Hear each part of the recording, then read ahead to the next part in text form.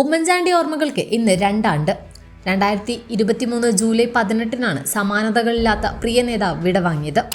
5 പതിറ്റാണ്ട് നിയമസഭാംഗവും 2 തവണ മുഖ്യമന്ത്രിയുമായിരുന്ന കുഞ്ഞുഞ്ഞിന്റെ ഓർമ്മകളിലാണ് ഇന്നും പുതുപ്പള്ളിയും കേരള രാഷ്ട്രീയവും. ഉമ്മൻചാണ്ടി എന്ന പകരം വയ്ക്കാനാകാത്ത ജനനേതാവിന്റെ ഓർമ്മകൾക്ക് ഇന്ന് 2 വർഷം പൂർത്തിയാകുന്നു. ആൾക്കൂട്ടത്തിൽ ഒരാളായി എന്നും ഉണ്ടായിരുന്ന പുതുപ്പള്ളിക്കാരുടെ സ്വന്തം കുഞ്ഞുഞ്ഞ് ഇന്ന് അദൃശ്യ സാന്നിധ്യമായി ജനഹൃദയങ്ങളിൽ ജീവിക്കുന്നുണ്ട്. കക്ഷി രാഷ്ട്രീയ ഭേദമന്യേ എല്ലാവരും ഉമ്മൻചാണ്ടിയുടെ ഓർമ്മകളും അനുഭവങ്ങളും പറഞ്ഞു തീർന്നിട്ടില്ല. പുതുപ്പള്ളി പള്ളിയും കരോട്ട് വളക്കാലയിൽ വീടും ഉമ്മൻചാണ്ടിയുടെ രാഷ്ട്രീയ ജീവിതത്തിൽ മാറ്റി നിർത്താൻ പറ്റാത്ത ഇടങ്ങളായിരുന്നു. വീട്ടിലെ കസേരയും മുറിയും ആളുകൾ കൂടിയിരുന്ന മുറ്റവുമെല്ലാം ഇന്ന് ശൂന്യമാണ്. എത്രയോ സാധാരണക്കാർക്ക് ജീവിതത്തിൽ പ്രതീക്ഷകൾ പകർന്ന ഒരിടമായിരുന്നു അത്.